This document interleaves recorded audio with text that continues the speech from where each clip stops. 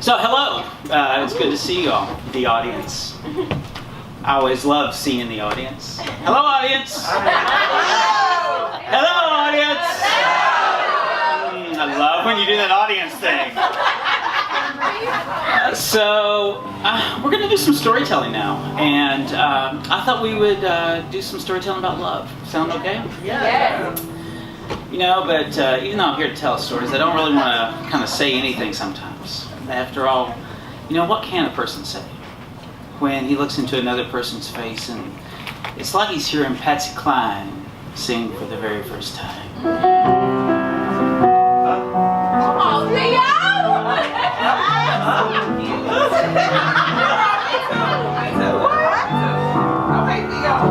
Crazy. Okay, Cheyenne. So lonely. Y'all loved it. I'm crazy for feeling so blue. I knew you'd love me as long as you wanted.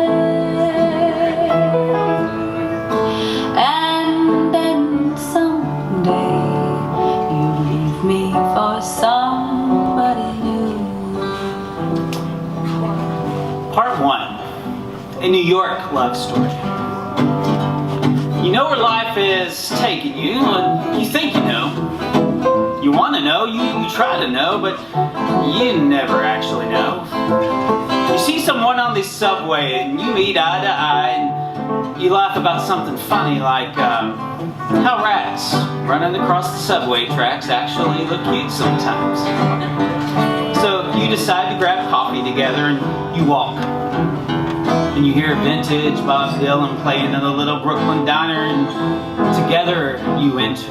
You smell that bacon, you think, I love bacon. You eat together. You reach for the sugar at the same time. You touch hands and both of you blush.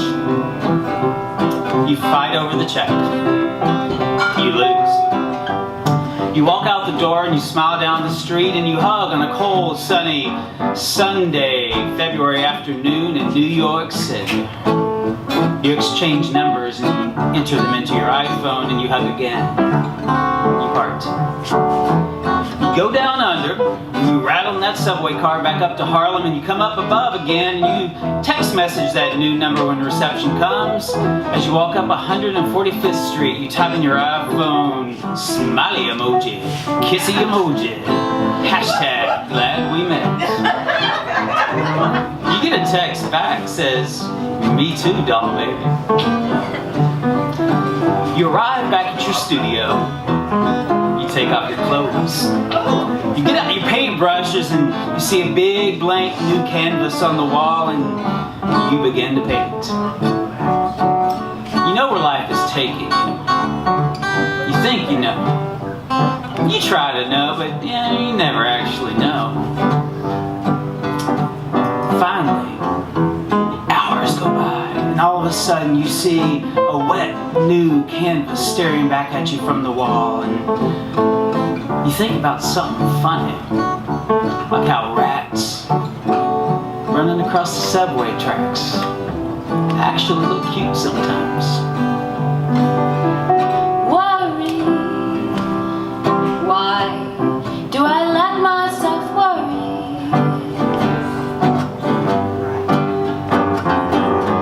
Wondering what in the world could I do? Oh, crazy for thinking that my love could hold you. Yes, I'm crazy for crying and crazy for trying, and I'm crazy for loving you. Part 2, a Barcelona love story. 8 empty chairs straddled the hot pink neon under a black lacquer bar, and each of the 8 were topped in soft black leather. They showed their seductive silver legs to all who passed by, but no one seemed interested. After all, bubbling conversation and tinkling glasses were just beyond the wall in that next room, and the newcomers, they made a straight line past those silver legs at the bar. They walked past a wall where there was Picasso hanging beside Groucho Marx in black and white, and both of them hung just beside a weird image of Billy Idol. And then you notice the frame of the wall was actually a 1972 Playboy cover girl. Now, she was Playmate of the Year, you see, and she hung in the most prestigious picture place on the wall, and she was the only one in color. And I looked out onto the street there, and I saw these two good-looking Catalan fellas come bounding in the door. The minute you walked in, the joint.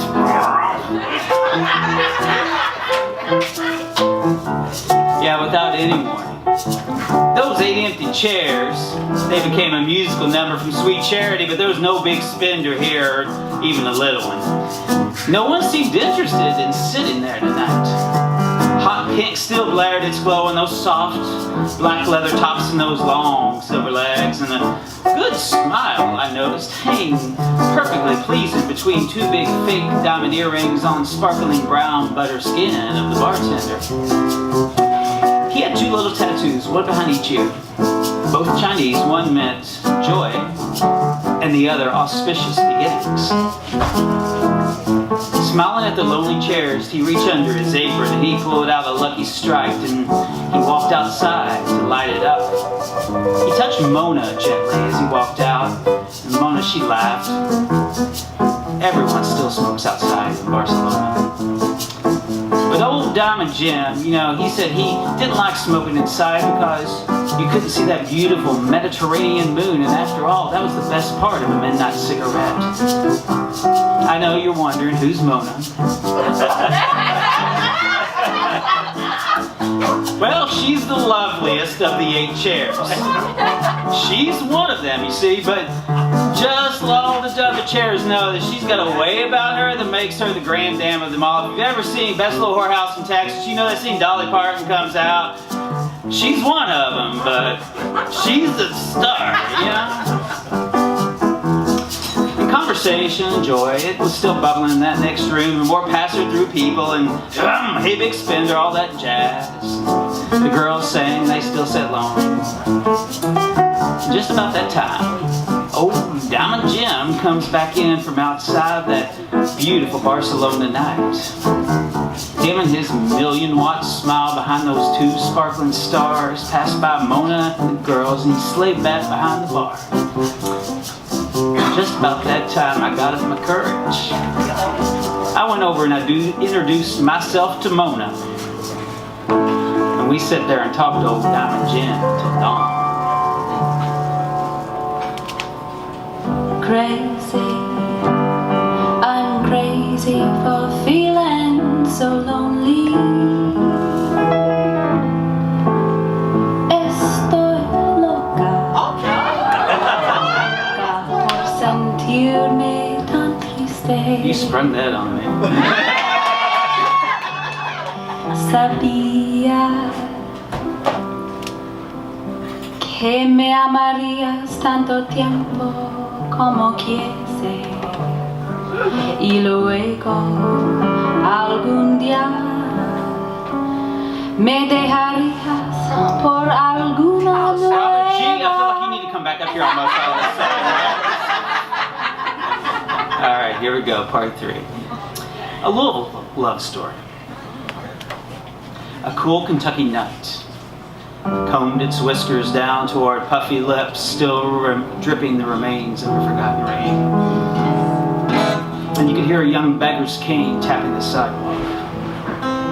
And comfort came between those dreaming stones and black porcelain sky, and 4-wheeled Zoom bugs and those shicks stiletto hills like you see around Derby time. They purred and poked up and sideways down those Louisville streets. But none of them seemed to notice the huddled young man sleeping in a tent under the bridge.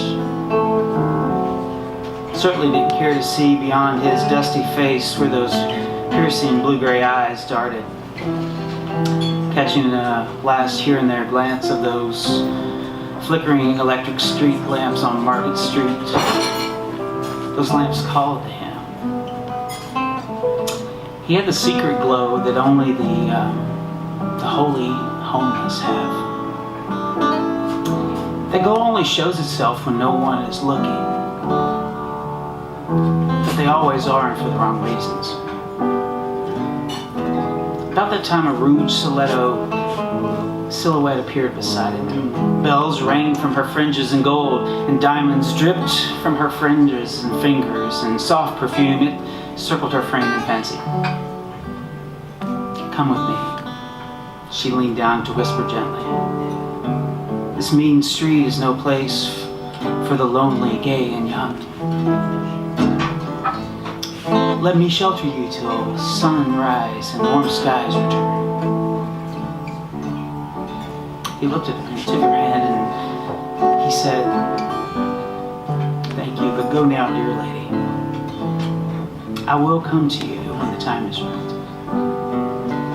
And so she returned to her beguiling life, and she pressed on into the night of rich companions and champagne dinners, and those Louisville streets began their turn toward dawn, and winter came to Paris, and spring softly motioned to Rome. The summer and the second fall, and San Francisco saw daybreak 111 times 9, and season upon season, night came again to the Cumberlands. And then one day, the hiss of thunder again showed its fangs, and it coiled itself around a missing soul whose body lay weeping in an alleyway, diseased and twisted. And that forgotten rain, it began to fall once more, and all of a sudden strong arms wrapped around the body in the alley, holding it close, and strong hands provided shelter from the barking hounds, and the body grew warm again. And looking up from the street into the piercing blue-gray eyes that she remembered from so long ago, who were now holding her, she asked, "Who are you?" He whispered gently, "I told you that I would come to you again when the time is right." And across the street, some short guys in black coats sat yelling at cats.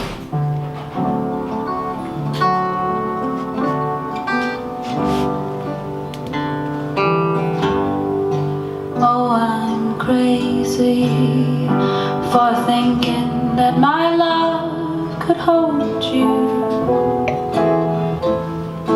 Yes, I'm crazy for crying and crazy for trying, and I'm crazy for loving you.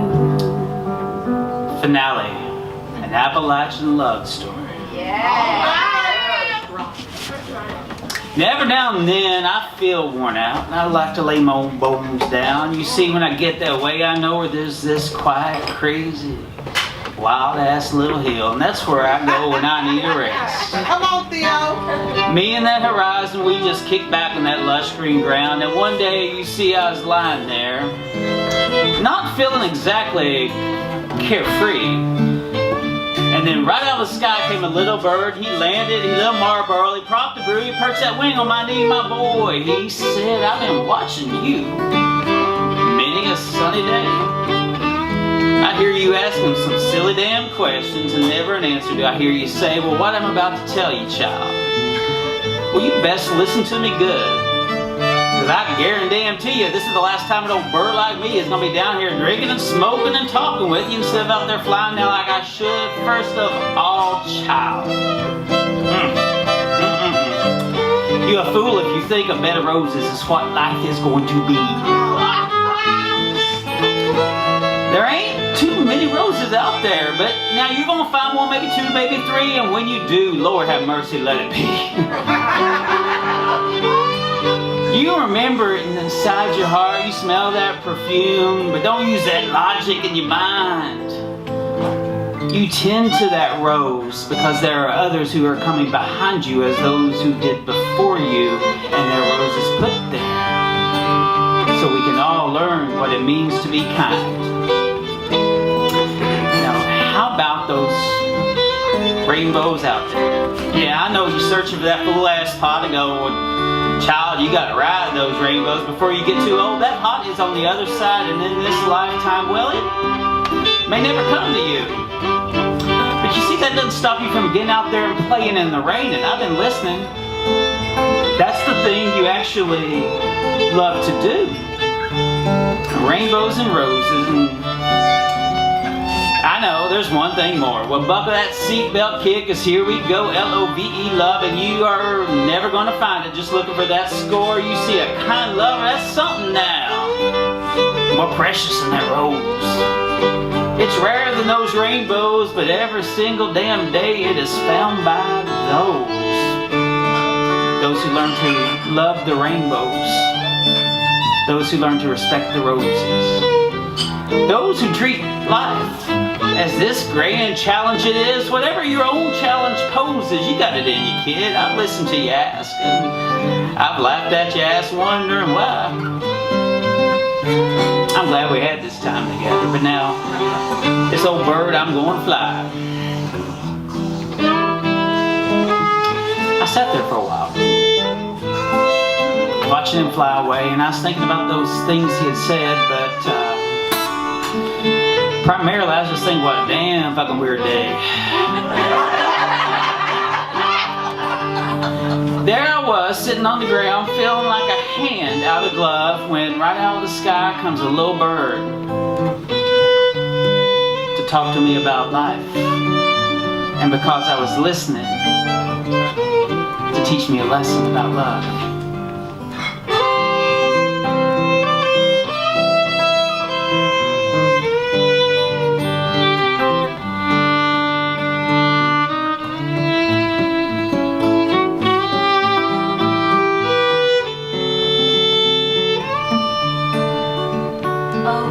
Crazy for thinking that my love would hold you. Yes, I'm crazy for trying, and crazy for crying, and crazy for loving you. As Will Shakespeare said, if we shadows have offended, think but this, and all is mended. That we have but slumbered here, and while these visions did appear, and this weak and idle theme is no more yielding but a dream. Gentles, do not reprehend, for if you pardon, then we will mend. And as I am an honest puck, if we have unearned luck, now to escape the serpent's tongue, we will make amends ere long. Else the puck a liar call. And so, good night unto you all. Give me your hands if we be friends. And through our love, we shall restore amends. Well, folks, this is goodbye, but I don't really want to say anything. What can a person say when he finally looks beyond himself and sees the world around him? It's like he hears Patsy Cline singing for the very first time.